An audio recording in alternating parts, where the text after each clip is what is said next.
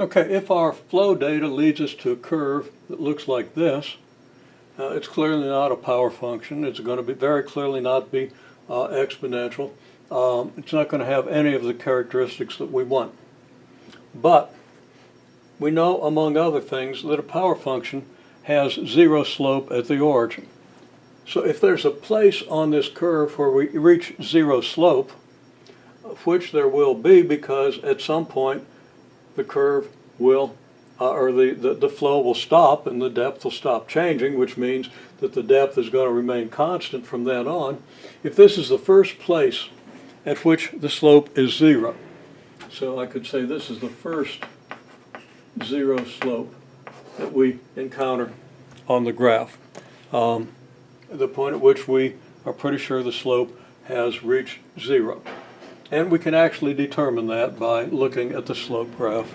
And the slope graph will be zero at this value of t. This would be a graph of depth versus t, not x. Although we could say that x represents time. It's just better for our attention if we call it t. Anyhow, it's no big deal. We get this graph, and this is just like the graph that you made for your own data. Now, if we take this graph, we can transform it. We can move it without changing its shape.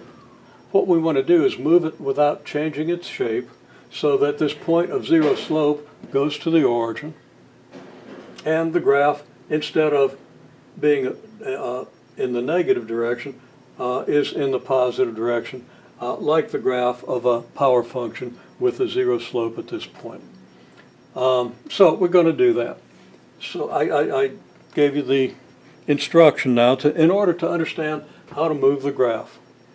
I take 4 points on the graph and I say we want to do the following, and I number the steps 1, 2, 3. I started by reflecting each point through the y-axis, but then I decided that wasn't necessarily the best idea. I want to start by shifting each point. So what I want to do is take each of these points on the graph, each of the points represented in purple, and I want to shift each point by this arrow. Now what's this arrow? This arrow is the same as this arrow. It's the same color. It represents the same arrow. It has about the same length, as best I could estimate it. Now this arrow is equal and opposite to this arrow, but in any case, this arrow represents how far you have to move this zero slope point in order to get it over to the y-axis. Now we're wanting to move this point to the origin, so moving it left over to the y-axis is a really good start. So we move this point over to the y-axis, and we move every other point in the same way. So each of these points, well, here's your green arrow, goes from here to here.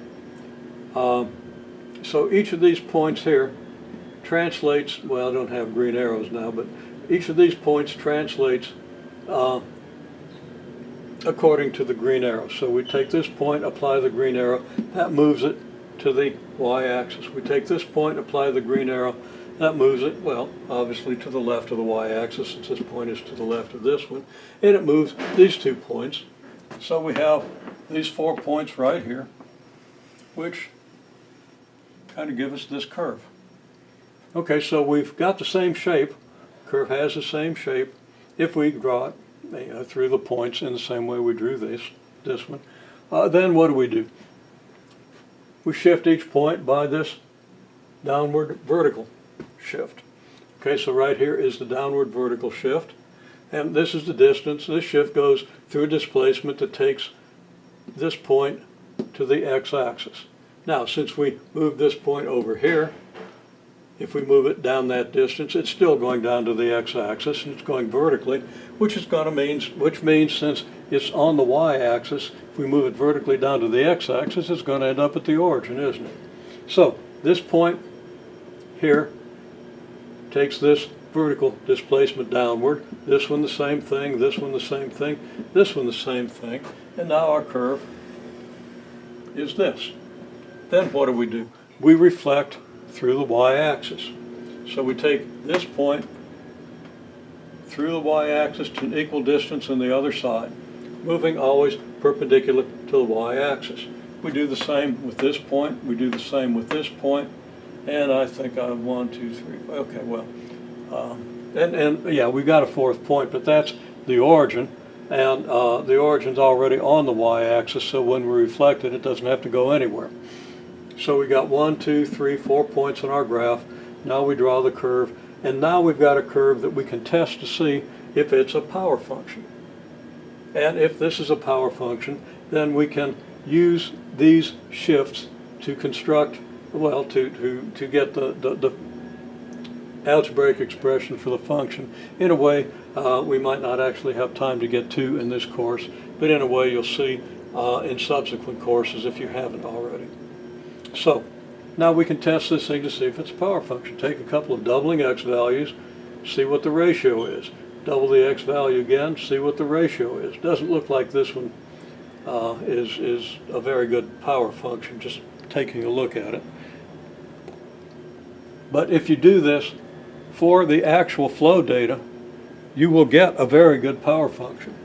So the flow data will give you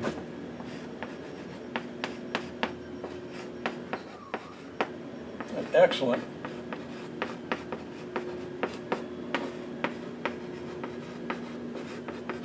power function if you've got good flow data.